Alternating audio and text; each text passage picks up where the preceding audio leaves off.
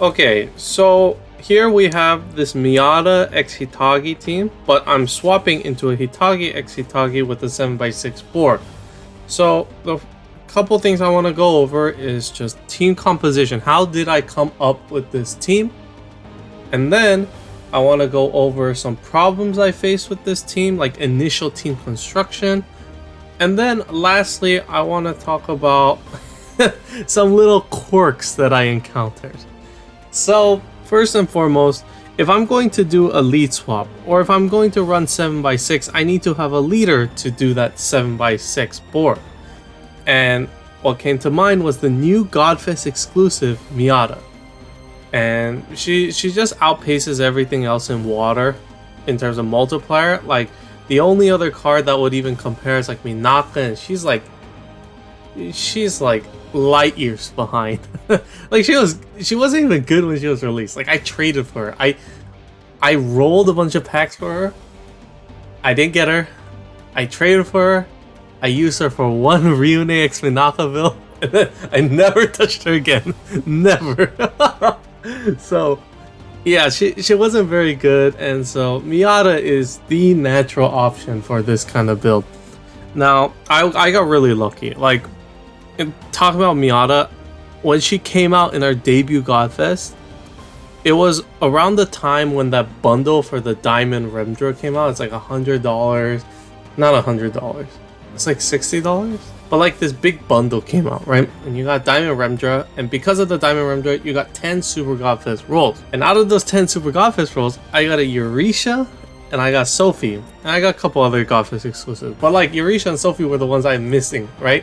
So I was missing those, and I got them, right? So the only one I was missing was Miata. So I look at the Godfest, I'm like, why don't I just chance a roll, right? The lineup doesn't even look bad. I'll just chance a roll. And I YOLO rolled, and I got Miata. It was exciting. I was actually losing my mind, because like it was just so unexpected and so lucky, and yeah, it's just opportunity, I guess.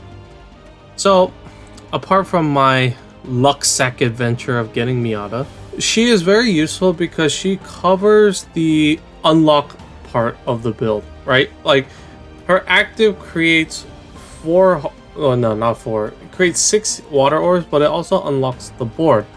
And I need that because when you get to the boss Gillies, he has a move called Shadow Fangs, which locks the entire board. Now, most of the time when your entire board is locked, I can't do anything, right? Like none of the regular orb generation that I bring along to the team does anything to create orbs, right? Because the locked orbs will block any other orbs from spawning without the locks being removed beforehand. So Miata is my option to just remove the locks beforehand and then create some more water orbs. Now, my main orb generation comes from the Hitagi. So as you can see, Hitagi has a 1-turn cooldown that creates 3 water orbs, but she reduces your move time by 1 second, and she cuts your health down by half. Now, the 1 second move time deficit is pretty annoying, because on a 7x6 board, since there are more orbs to cover, more orbs to combo, you generally want more time to work through the board as you combo around. And so losing 1 second is actually more significant than it seems on a bigger board. However, what's more important is you have the health cut, right? Like you're losing half of your health. And so how do you deal with that? Hitagi as a leader on her own, and because I swapped to her, I have double Hitagi. Hitagi brings along a massive recovery multiplier, which means that even if I match one heal combo, I can recover all of my health in an instant. So the leader skill multiplier really does nullify this weakness. It doesn't exactly nullify, but it greatly alleviates this health cut weakness of the orb generation. And because I have 2 Hitagis, I can generate 6 orbs every turn, which is the necessary requirement to maintain the shield that she brings along for her survivability. Now, one thing about that 1-turn cooldown is that you can inherit something very easily on top of her, and the inherit will come up because it's like you only have to deal with a 1-turn cooldown, right? So in this case, I inherit a elite swap active on her. So there are a couple I think the first one was like Lee from DVDC, and then you have Matcha of the Gothic exclusives. You have Opacho from Shaman King. I think it was Shaman King. You have Bonta-kun from Fujimi, and then you have some chibi cards from Gung Ho Collab. So Bonta is widely considered to be the best lead swap option because he is the fastest and he brings along quite an array of awakenings. Now, by no means are the other ones bad, it's just he's the best. So I use him.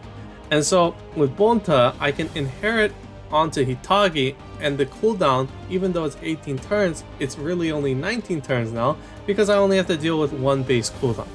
And so it's not terribly difficult to charge that up. So I bring along Hitagi, I swap her in place of Miada, and now I have double Hitagi. So one Hitagi I'm using for Orb Gen. The other one, I could have inherited something like a delay.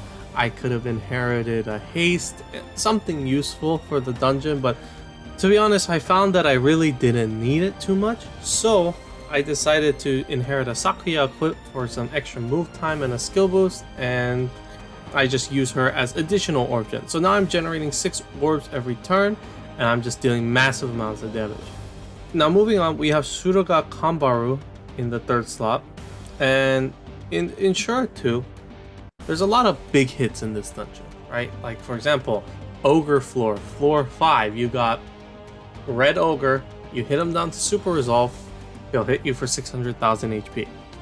If you get to Sun Quan, the first turn after the preemptive, he'll hit you for 500,000. And then you got Gillies, when you hit him down below 50% for the first time, he will Awoken Bind you, and then he'll hit you for 624,000 damage. So it's really kind of brutal in that sense. Like, basically what it means is you need a shield to tank these hits, otherwise you are not going to survive. So I bring along Suruga Kanbaru, who brings along a 75% shield, right? So reduces all incoming damage down to a quarter of its original, but it also has a spike as well, and it's on a 7-turn cooldown. So a couple things to note: it's incredibly fast and it's incredibly potent. Like 75% shield on 7-turn cooldown, which means it'll come up very quickly again and again.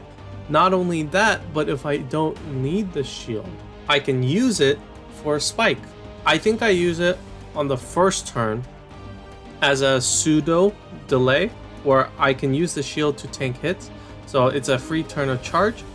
And then I use it on floor 5 for the ogres to survive. And then I use it on floor 10 against Sun Quan to survive. And then I use it against Gillies again to survive. It's just, you need the shield, and Kanbaru is just a great option because she brings along a lot of damage, right? She has the blue takoyakis, which provide a lot of personal damage. And then she has the double 7C and the Taco Killer. On top of that, she also brings along 4 skill boosts, so which greatly aids in helping transform Miada and another card on the team. Overall, she's a great package and very well tailored for SR2. Now we have Beach Planar. Now, Beach Planar was an interesting choice. If I could get rid of her, I would. And it's not because I don't like Beach Planar. She's a great card. Great card. The thing is, in this dungeon, there's a lot of Awoken Bind, unmatchable, or binds plus Awoken Binds, etc, etc. And when I look at it, I'm like, oh my god, I need to be able to deal with all these things. So on the first turn, there's like 10-turn bind to all your cards, and if they don't have unbindable, you get bound. Then you have floor 5, where you get Awoken Bound for 1 turn, and then your leaders get bound for 10 turns. And if you don't get rid of those binds, you're kind of screwed. So that's another thing where you could use a cleric active. In general, there's a lot of places where you can get screwed, and a cleric active like the Planars, which gets rid of, it fully clears binds, Awoken Binds, and unmatchable orb statuses. Those kinds of actives are extremely valuable. Now, because you need to use them so often, Beach Planar's cooldown is not the most desirable. It's honestly kind of long, and I really don't like it that much. However, I need it so I use it. The reason, so if we're talking about cleric actives that get rid of binds, will combines, and unmatchable orbs, there is one other option that would look very good, and that is Usui, right? Usui from the Mystics and Spectres event. She was a diamond roll, and she's very, very, very good. Not only as a cleric option for water teams, but also as an equip, a 3 team HP equip that has become popular for sure 2 teams to tank hits, like reaching enough HP to tank the ogres, to tank Sun Quan. I think it's almost impossible to be able to face tank Gilly's 624k, but without like Mikage or something. But it is what it is. She's a great card, and she is the primary option, or the primary alternative I was considering compared to Beach Planar. Now, my problem is Usui doesn't have the greatest type of awakenings, right? And in the dungeon, because it's endgame, there will obviously be some void shield spawns that I have to deal with. It's just annoying void shield spawns that I have to deal with.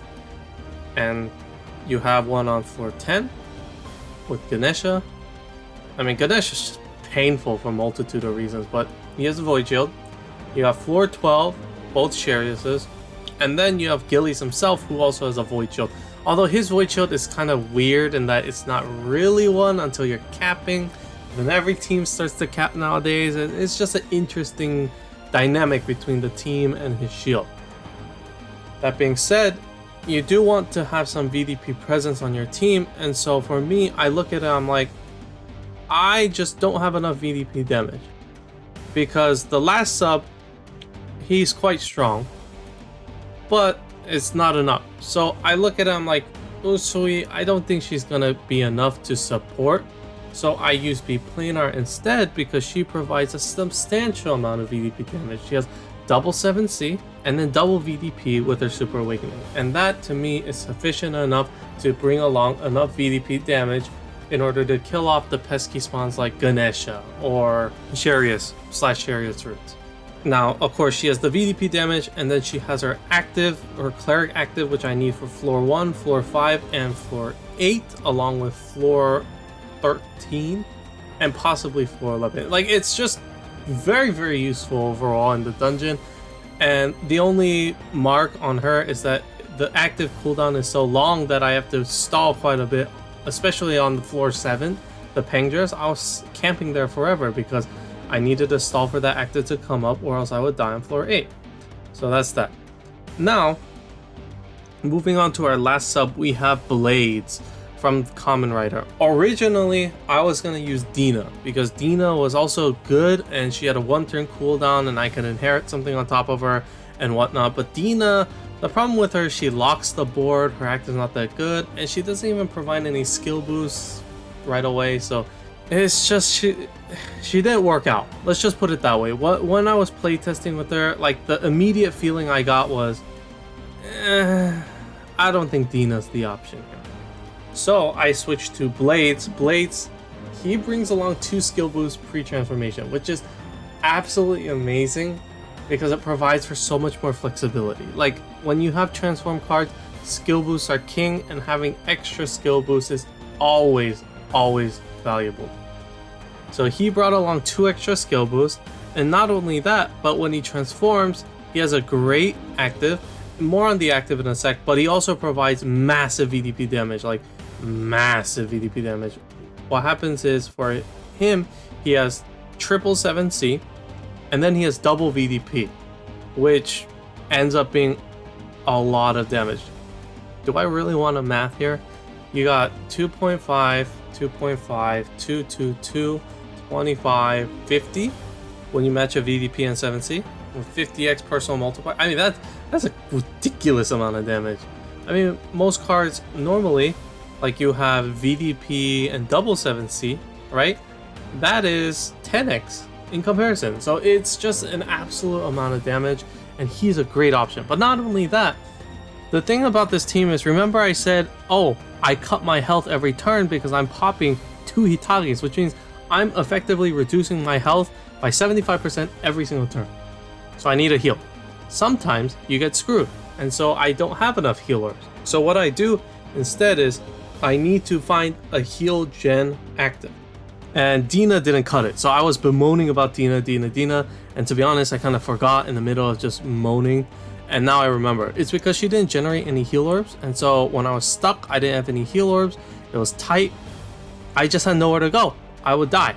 And that is something that I don't like doing. I don't like to die. So I grabbed the heal orb active. So in that last slot, I remember, hey, I need VDP damage as well, right? Like I wasn't just considering the heal orb active, but I was also considering the VDP damage and whatnot. And so for me, it boiled down to two options. You could either get Blades or you could get Norza. Now Norza's great because her active, she clears out certain things and she guarantees you a heal combo if there's no lockers on the board. However, the problem with Norza is she doesn't provide any skill boost on her pre-transform, which makes it really frustrating to deal with. Now, granted, I had the space to bring along more skill boosts. Like I could have inherited a delay easily on my helper Hitagi. I could ran not L4 card. I think R4 card, I'm not sure if that would have been up in time. R4 card is amazing, 4 turns of delay plus skill boost, so that's 5 turns effective. Then you have Dark Magician card, absolutely amazing, 3 turns of delay plus a skill boost, that's 4 turns effective. You could have inherited the Ikina Sara equip. I think it's called Rough Edge and Flambird. And basically it's a double killer equip, attacker and physical, which are both great for this dungeon, by the way. And you also have a 3 turn delay on there. So that's 3 turns effective skill. Like there were multiple ways I could have made it fit, but ultimately I decided I don't need those. I am going to run Blades instead of Norza and just enjoy the additional flexibility. And it worked out okay considering I managed to clear the dungeon. Now, with Blades has that heal, but I also inherited Suruga Kanbaru equip because, so let me rephrase here. This team, while it does have VDP on it, is largely revolves around matching a lot of combos to trigger the 7C Awakening, and then matching multiple water combos to trigger the water Takoyaki Awakenings, right? Now, for various reasons that I don't want to get into right now, Takoyaki are the future of damage. Like, just team-wide damage. They're just so potent. They just deal so much damage, it's actually ridiculous. So, because they're the future of damage, I want to focus around them. The thing is, when you need a VDP, you're automatically nuking that Takoyaki count. So they're not very synergistic in that sense. Which is why, to me, when I think about it, a lot of the new endgame dungeons are so focused on dealing massive amounts of damage, and VDP is kind of against that. To be honest, people think, oh, VDP, massive damage. And to me, it just feels more like a utility awakening. You use it to get through void shield spawns, not because you're using it for consistent damage. Now, granted, I could use it for consistent damage, but that's not what it's used for. However, if you use a void active instead, you don't need to VDP, but you can still puncture through void shield while not screwing around with your board, if that makes sense. Like, for example, I could just match straight combos, and if I had a void active, like Kanbaru's equip, well, I'll just pierce right through. And this is really valuable because that means I can maximize my damage to the fullest, and that's what I want to do. So I have the Kanbaru equip in case I want to go for the kill shot on Gillies. Some other things to note. One thing is Hitagi has auto-fua, right? And this auto-fua is actually incredibly valuable for a couple reasons. One is, on floor 2 there's a dragon seed that automatically makes you target that seed. The problem with that dragon seed is it has 2 billion defense, and because it's a wood attribute, water is automatically at disadvantage. To boil it down, I cannot kill it through conventional damage. Like, even if I dealt damage cap amounts of damage, I would not be able to kill it. I would have to hit for 4 billion damage in order to get through the defense, and that's just ridiculous. Like, why would I even bother at that point? Instead, what I do is I use autoflow. I just simply laser through, which bypasses the defense, and the seed only has like 500,000 health. Like, it has very little health, and I can easily laser through it. So what I do instead is I mass attack to hit everything else, and then I laser through it with the autoflow. and that takes care of a big problem for water. Another thing is on floor 4 there is a bunch of enhanced dragons, right? A bunch of metal dragons. And then there's a doublet on the side. And the thing is, if I get a green doublet, I'm going to be at a disadvantage again, because the green doublet has a lot of defense and I'm at an attribute disadvantage. So, with the green doublet, I can auto-fool it twice, right? Because I deal 500,000 from one lead, 500,000 from the other lead, so that's 1 million.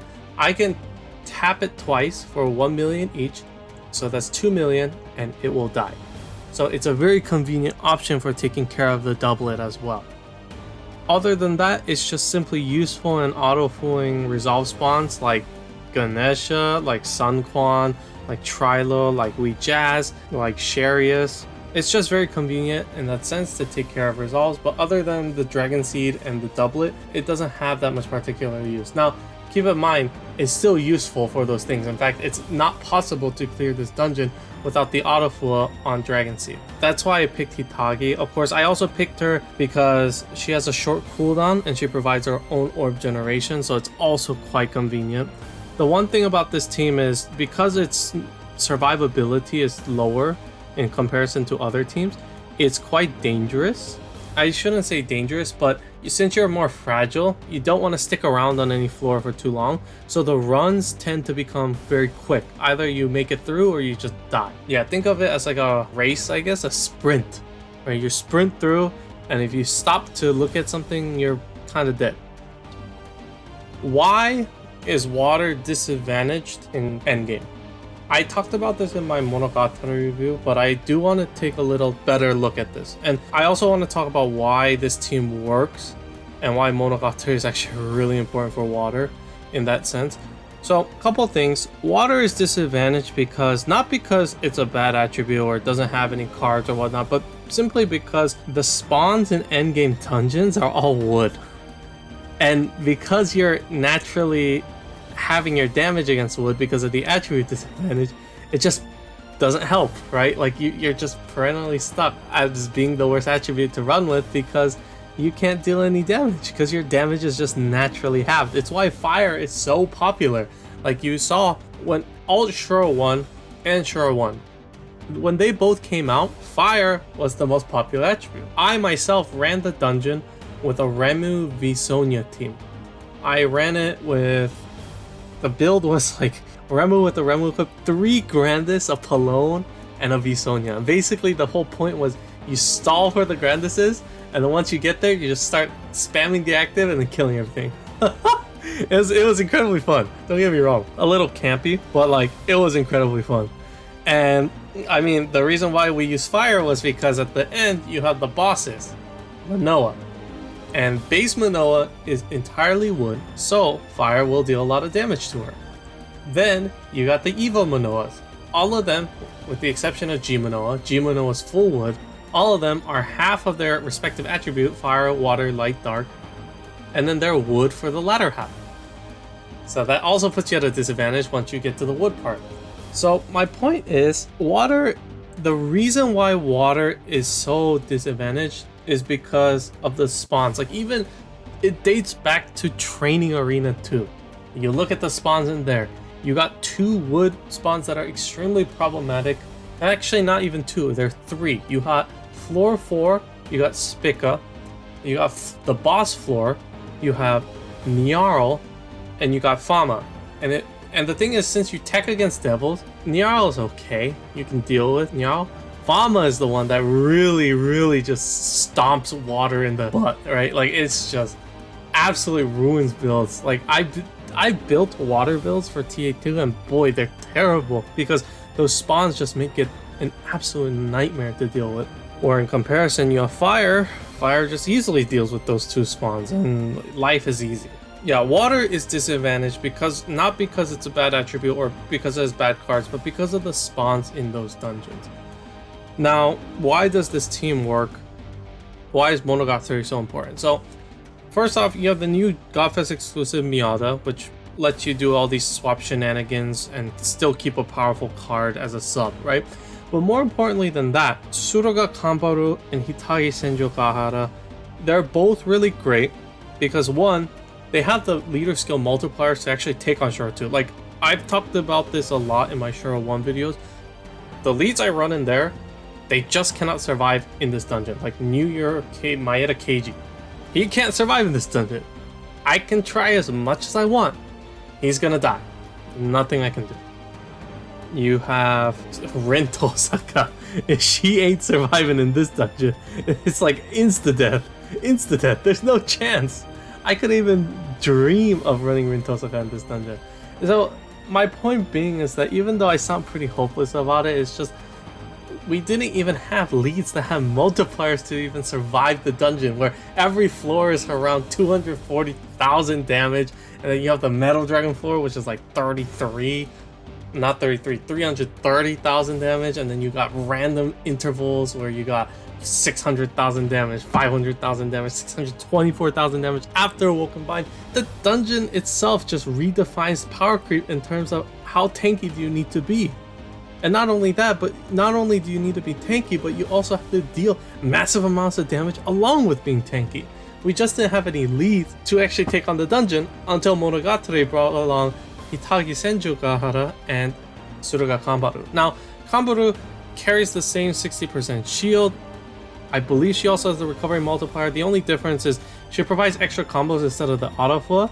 But the thing is, in Shura 2, because of the aforementioned Dragon Seed, you have to bring the auto flow, otherwise you're doomed. Like, that thing will stonewall you to your death. There's just nothing you can do. Moving on, Kanbaru, she's also great because of her active. Like, you need a shield, and she's just I think she's the premier shield option. Like, she's just absolutely amazing. The other thing is, they bring along Takoyaki, much needed Takoyaki damage for the team, and overall, they represent a new level of power creep that Water needed to compete and contest the meta, I guess. I don't know. They needed, like, to get into the scene, right? The meta game scene. They needed Hitagi. You needed Kanbaru to really compete, in my opinion. Like, I just didn't see anything. Like, I didn't see Velkhana. I didn't see Norza. I didn't see Gung-Ho Yomi. I didn't see Blades. I didn't see Miada.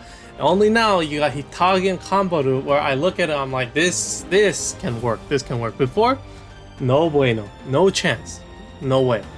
But now there's a fighting chance. With that, hopefully you guys understood how the build works and whatnot, and how I built it. Hopefully what I said helped you understand what I was doing in this dungeon. Thank you guys for watching. I hope you guys enjoyed. I had a blast running this team. You know, there are a couple people on Discord that I know that really like water teams. And for me, I was like, Senjyogahara, her multipliers look sick. She could take on Shura 2. And so I started theory crafting and I did this lead swap, and I was excited because I unpacked this Miada. I didn't touch her for a month. I didn't touch her for a month. I rolled her so excited. I didn't touch her for a month, and then I finally got to unpack her. So it was pretty exciting. I had a blast making this and running it. You know, it's just fun. Just fun trying out new things, and even though I have a lot of options to work with and whatnot, it's still fun. That's what we play this game for, right? Our entertainment. So with that, thank you guys for watching. I hope you guys enjoyed it as much as I did. I enjoyed it immensely, and I just want to share this excitement with you guys. If you guys have any suggestions for future videos, like, what do you want me to do? You want me to do something ridiculously crazy? You want me to do random things? You want to suggest different kinds of content? Guys, the comment section is open for business. Tell me. Tell me. I won't know until you tell me. So let me know what you guys think. Let me know what you guys want. I'd be happy to listen. I try to reply to all the comments. Tell me. I want to know. With that, I'll see you guys next time. Bye-bye.